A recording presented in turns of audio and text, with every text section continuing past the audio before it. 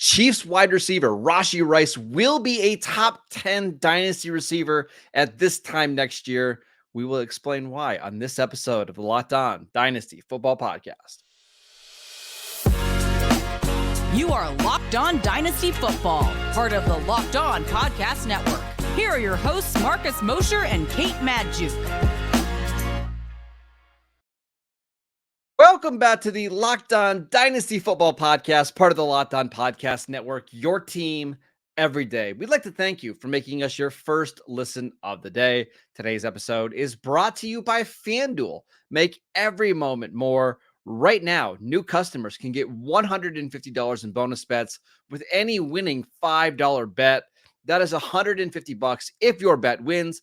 Just visit FanDuel.com/lockedon to get started.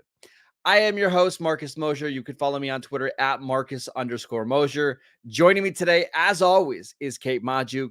You can follow her on Twitter at Kate Magdziuk. You can also read her at Pro Football Focus and Behind the Steel Curtain. On today's show, we are breaking down the AFC West from the 2023 season, discussing the biggest winners, losers, and trade targets. But Kate, we're going to start with my guy, our guy, I guess. Rashee Rice for the Kansas City Chiefs, who second-round pick in the 2023 draft. First half of the season was a little shaky, but by the second half of the season, really turned into a wide receiver one. Kate, I am absolutely convinced that Rashee Rice is going to be a top 10 dynasty receiver sooner rather than later. Marcus, I think by shaky, you just mean he hadn't earned a full-time role in the offense yet, which – don't worry, by week 8 or so, he had that full-time role and kind of blossomed. And, it really showed in terms of his overall usage. From the second half to the first half of the season, his efficiency metrics actually weren't all that different. What was different was the massive increase in target share. Weeks 1 through 8, averaging just under 5 targets per game. That jumped to nearly 8 targets per game to close out that regular season, weeks 9 through 17. You'll remember he missed week 18, just resting for the eventual Playoffs, Super Bowl run, they'd be making. But averaged 16 fantasy points per game in that second half of the season in full PPR scoring formats. Was a consistent option for Patrick Mahomes in terms of touchdown scores. Now, you look at the efficiency, right? Overall, throughout the season, on through their Super Bowl run, 1,200 receiving yards, 8 touchdowns, ranked top 5 in yards after the catch per reception, passer rating when targeted, open target rate. Like, kid dominated in year 1. But Marcus, I do have to point out the one glaring elephant in the room, which is his average depth of target, averaged just 5 yards per target. That was the lowest among all NFL wide receivers with 50 or more targets. That is my only question mark. I think when it comes to Rashee Rice, we know he has that yards after the catch ability. It's bar none, but what comes next year? Like, are we actually going to see him utilized down the field? Because looking back at SMU, he was never like a deep threat guy, but in the 2022 season, his final season in college, actually had the highest average depth of target of his career, 11.8 yards. Again, that's not like a hugely deep average depth of target, but what is the upside if you're only being targeted 5 yards beyond the line of scrimmage? That's my question. I still think he can be a top 10 dynasty receiver, even if that doesn't improve at all. I expect it to improve a little bit just because we typically see these kind of receivers make a jump in year 2. But I don't think he's all of a sudden going to turn into Tyreek Hill and get a bunch of downfield targets. His game is based off of getting open quickly, making plays after the catch. And I think Patrick Mahomes loves that because you know how easy it is or how much fun it is for a quarterback to throw the ball 5 yards and have it all of a sudden turn into a 14-yard gain. Like it's like a cheat code for a quarterback. And what I saw, Kate, and I'm sure you saw the same thing, as the season went on, Patrick Mahomes and Andy Reid started to trust Rashee Rice more and more in big situations, like on 3rd and 7. That's the guy they were going to when Travis Kelce was doubled. He was the guy that they were going to in the red zone. And again, in year 2, I expect him to take a huge jump. You showed the numbers throughout the whole season, including the playoff run, 1,200 yards, 8 touchdowns. I think he's going to do that in the regular season this year in 16 games, 17 games. I just think you're going to see Patrick Mahomes target him even more. You showed the graphic there, averaging about 8 targets per game in the second half of the season. I won't be surprised if that goes up to 9 or 10 because he just is open all the time and he's so good after the catch. Right now on Dynasty League Football, we actually got an update today in terms of ADP. We saw Rashee Rice just a couple of days ago. His ADP was like wide receiver 20, wide receiver 21, all the way up to wide receiver 17 now. And Kate, I still think that's low. I'm willing to pay that price and more to get Rashee Rice because I think he has the ceiling to be a number one receiver right away. Marcus, do you know what Rashee Rice's Dynasty startup ADP was in August of 2023? It had to be like outside the top 100, wasn't it? Wide receiver 53, 121 overall. Yeah. So, I don't know, if you're here, if you're new here to the Locked On Dynasty Football podcast, if you're not new, you were probably on this Rashee Rice train a little bit early, and you probably hopped on at that, wide receiver 50 pricing because we were all over Rashee Rice. His season 100% backed it up. And what I think is really exciting about Rashee Rice is, the way that he plays. I think he's a very Patrick Mahomes friendly wide receiver. I think he's a guy that's going to be able to find the soft spot in the zones, which we know that's so much of what Patrick Mahomes loves about Travis Kelce is just that intuitive ability to find soft spots in coverage and exploit that and then utilize that to generate yards after the catch. That's Rashee Rice's game. So I do think I expect the Kansas City Chiefs to bring in another wide receiver. They just released the news that Marquez Valdes-Scantling will be released. So they need more bodies in this wide receiver room. But I do think that Rice's skill set is so unique that it doesn't really matter if they bring in a guy to play on the outside here. I still think that kind of ability to exploit zones is going to maintain his role as a top focus for Mahomes. I think the Chiefs are going to try to bring in somebody that has some speed. So I think Darnell Mooney is somebody that they could target in free agency, not a high price guy, but somebody that could offer some deep threat ability. And then my guess is they'll draft somebody in the first or second round. Pick your name, but I've got to believe it's somebody who's going to play on the outside, and that's just not going to impact Rashee Rice because he does not play the same position as Travis Kelce. I get it; he's a wide receiver, Kelce's a tight end, but I think Rashee Rice is going to kind of fill that role over the next couple of years of short to intermediate target that we're giving the ball to on 3rd and 4. Like he's just the guy that we want to get the ball in his hands. Go buy Rashee Rice because I can guarantee you, Kate, his price is only going to get more expensive as the year goes on. And once we get through free agency in the draft and they didn't trade for T. Higgins, they didn't sign Michael Pittman Jr., it's just going to open up everybody's eyes to realize that there's a potential that Rashee Rice could get 150 targets in this offense. And those targets are coming from Patrick Mahomes. So go buy Rashee Rice right now. Okay, let's talk about some losers from this division in the AFC West. Some rookies that certainly lost a lot of value this year. We will get to them next. This episode is brought to you by BetterHelp. What's the first thing that you do if you had an extra hour in your day? Would you go for a run? Would you take a nap? Would you read a book? A lot of us spend our lives wishing that we had more time. The question is, time for what? If time was unlimited, how would you use it? The best way to squeeze that special thing into your schedule is to know what's important to you and make it a priority. Therapy can help you find what matters to you so that you can do more of it. If you're thinking of starting therapy, give BetterHelp a try. It's done entirely online. It's designed to be convenient, flexible, and suited to your schedule. Just fill out a brief questionnaire to get matched with a licensed therapist, and you can switch therapists at any time for any reason at no additional charge.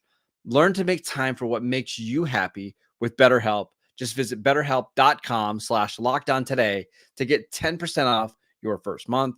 That is BetterHelp, HELP.com/lockedon. Welcome back to the Locked On Dynasty Football Podcast. Locked On has launched the first ever national sports 24/7 streaming channel on YouTube. And now it's also available on Amazon Fire TV and the free Fire TV channels app. Locked On Sports Today is here for you 24/7, covering the top sports stories of the day with the local experts of Locked On, plus our national shows covering every league. Find Locked On Sports Today now available on the free Fire TV channels app. All right, Kate, let's talk about some players that lost value in this division. Who do you got? I have to talk about former first round pick Quinton Johnston with the Los Angeles Chargers, who Marcus probably had the easiest ramp to immediate production out of all of the wide receivers in this class. Like, there were a lot of talented wide receivers that came out of this group, including guys like, Jordan Addison, Jackson Smith, and Jig. But like, there was nobody that had an easier pathway in terms of like being blocked. I mean, you looked at, the injury to Mike Williams. I thought that was going to be a surefire way to get Quinton Johnston into the mix, who kind of fits that bill as a bigger bodied wide receiver. But Marcus, he didn't do much with it. And you even had Keenan Allen banged up. Finished the year with 67 targets, 38 receptions, just 341 receiving yards, 2 touchdowns. Absolutely struggled to separate, ranked second in separation or second percentile in terms of separation among wide receivers as a rookie. Nothing went right for Quinton Johnston in 2023. It's not great, Kate. And I don't know what to do with Quinton Johnson, because now it's a whole new front office. It's a new coaching staff.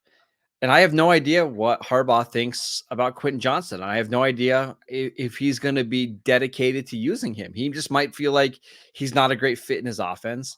And we're going to go out and get the receivers that we like, the ones that are going to block really well, the ones that are going to run really good routes. He's somebody that I'm concerned about. And I know the price tag has gotten to a point where maybe it makes sense to go out and get him. Wide receiver 63, Kate. 63. Mm-hmm. And I just have no interest in it at all. See, I think it's a palatable price tag for me. And coming out, I wasn't a huge Quinton Johnston fan. I thought for a guy that had that big frame, who does project as a guy that should be really dominant on the outside, I didn't think he always played to his size. And I feel like that kind of showed. But Marcus, you look at the drop in his value, August of 2023, he was drafted on average as the wide receiver 28 in Dynasty startups. You mentioned the current value. It was a very, very fast and precipitous drop. Obviously, there is some major concerns, because you do not know what this front office actually thinks about Quinton Johnston and his ability to contribute in the type of scheme they want to run. But I mean, from, considering the first round draft pedigree, he's 22 years old. Like, are we just getting too spoiled with immediate first round wide receiver production? It's possible. We should also mention, like, Greg Roman is now the offensive coordinator of this team. And if you remember anything about Greg Roman, that's a run heavy scheme, baby. That's a run heavy scheme where wide receivers go to die. Maybe Quinton Johnston will be the one receiver that is able to break through. But historically, it's been the tight ends that are like the featured receiving weapons in the passing attack. You're right. Wide receiver 63 is very palatable. Yeah. If you want to go out and get him. But I also wonder, like, the whoever drafted Quinton Johnson in the first round of your rookie drafts, are they really going to trade him straight up for Rashid Shaheed, who's being drafted at like wide receiver 62? Probably not. They're going to feel like, you know what, his price tag has fallen so much, I'm just going to hold on to him in case something were to happen. I'll give you another one. Like Mike Williams being drafted on the same team, right? He's being drafted wide receiver 57. If you are the Quinton Johnston owner or manager, would you trade Quinton Johnson for Mike Williams? It's almost to the point where if you have Johnson on your roster, you can't sell him because there's just absolutely no value in selling him, right? But I don't know if there's not enough here for me to go out and want to buy Quinton Johnson either.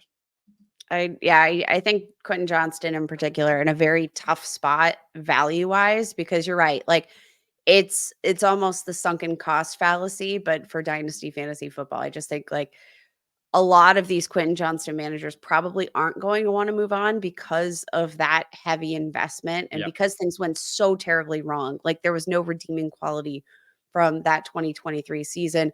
Another guy I think we have to mention, Jerry Jeudy, Denver Broncos wide receiver, who like, I mean, let's just call a spade a spade. The Denver Broncos are an absolute mitigated disaster. And we don't know what their future is at quarterback. I think I have a pretty darn good idea. Sean Payton says we'll have an idea soon here about what's going on with Russell Wilson and the future of this team. But in general, I think that Sean Payton is really looking to just start over. And I mean, Jerry Jeudy, like Marcus, has anything gone more poorly for a wide receiver? I mean, like you look at the overall picture since he was drafted over those 4 seasons, ranks 31st among 144 qualifying wide receivers in terms of yards per route run, 90th percentile in yards after the catch per reception, came out touted as one of the most highly regarded route runners in the class. And Marcus, he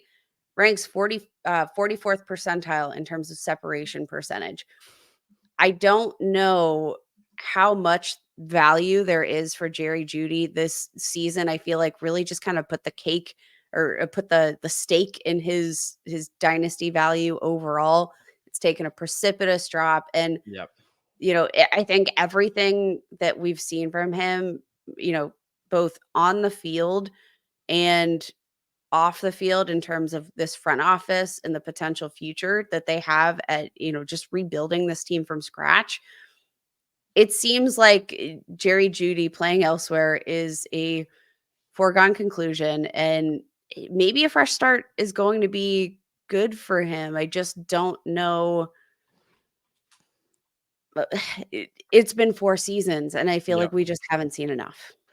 What's really tricky, about Jerry Jeudy is the Broncos picked up his 5th-year option last year, and that means that he's guaranteed to make $13 million this season. Now, that's not a ton of money for a receiver, but it is a ton of money for a receiver who's never had 1,000 yards and who has 11 career touchdowns and who has a little bit of an injury history. Could I see a team going out and trying to trade a mid-round pick for Jerry Jeudy? I guess it's possible, but I think some of the teams that have really good quarterbacks like the Chiefs, who are interested in a receiver, I just don't know if they're going to be all that interested in paying a guy $13 million and giving away draft capital. So Jerry Jeudy's probably stuck on this Broncos team one more year before he can hit free agency. And he's stuck on a Broncos team that's probably not going to have a significantly better quarterback situation. I mean, Kate, I know Russell Wilson was not great last year.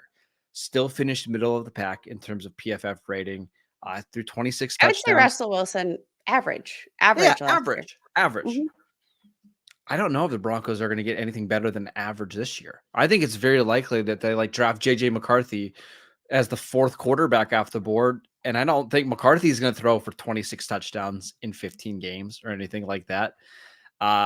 So yeah, this one's a bummer. It really is, because I like Jerry Jeudy's talent, but the situation has never been great for him in Denver, and he hasn't been able to stay healthy. So this is somebody who even last year, Kate, was being drafted as a top 20 receiver.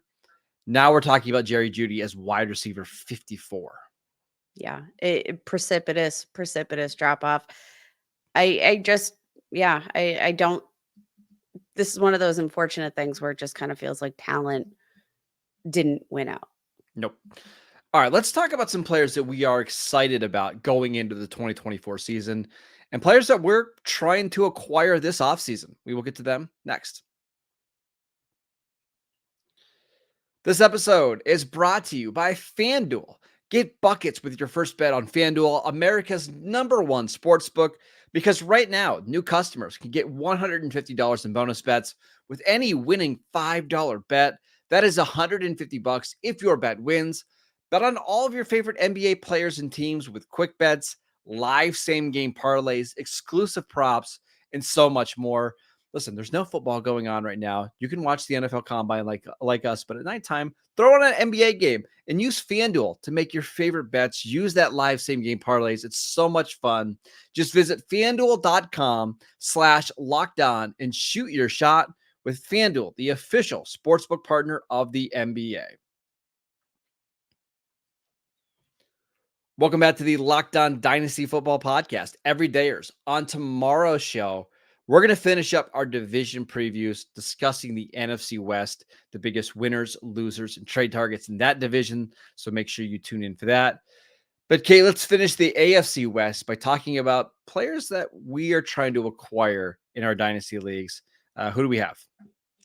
Got to talk about Las Vegas Raiders tight end Michael Mayer, who, I'm going to be honest, didn't have the most stellar rookie season. But hey, the Raiders offense in general didn't have a stellar season. But we saw a lot of the kind of dynamicism. Is that a word? Dynamism? Yeah, to Michael Mayer's game. Coming out of the draft, like, he was one of these more balanced tight end prospects. You looked at Sam Laporta, you looked at Dalton Kincaid.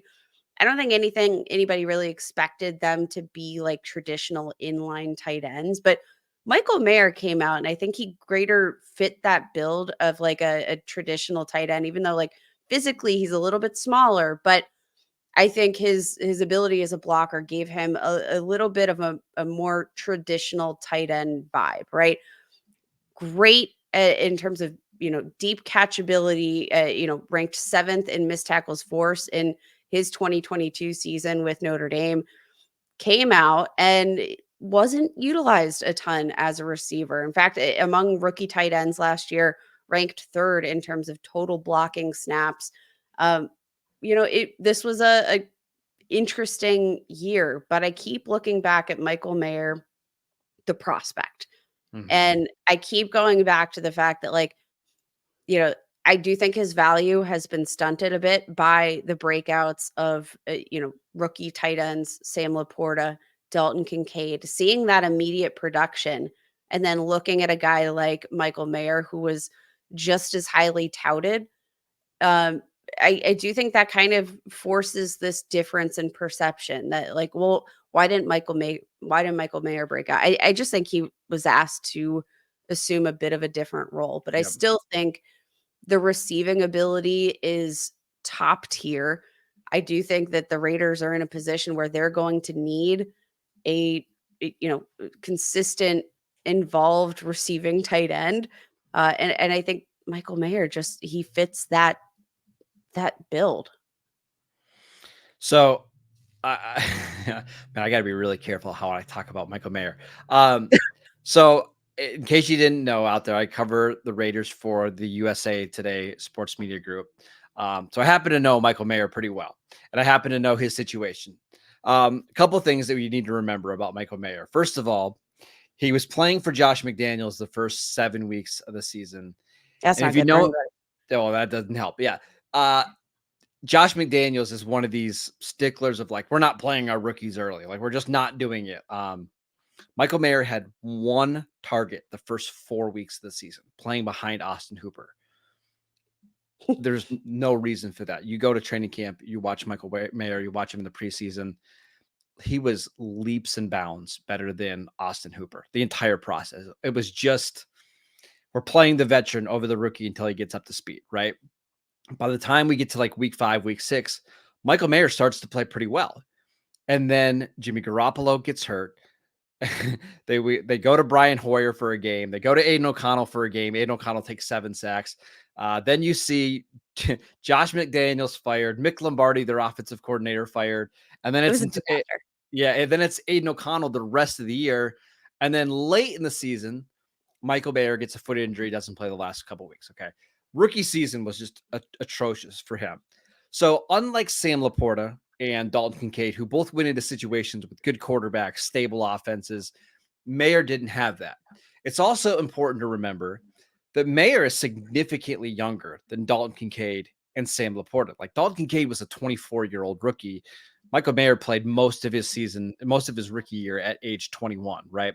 I just want people to remember that a little bit. I don't know what the quarterback situation is going to be in Las Vegas, but we know the floor is Aiden O'Connell, not great. I trust that the Raiders are going to be pretty aggressive finding their next franchise quarterback. We went back to the pre-draft thoughts on Mayer. We both liked him, maybe not quite as much as Laporta and Kincaid for fantasy, but in terms of like the real actual NFL draft, he was universally loved by everybody. So to me, this is just a bet on talent. He's being drafted as tight end 17 right now. Will he ever be a top 5 tight end in Dynasty? Probably not. But I think he could be a top 12, top 10 guy right away. So I am buying Michael Mayer because I just think he's a really good player.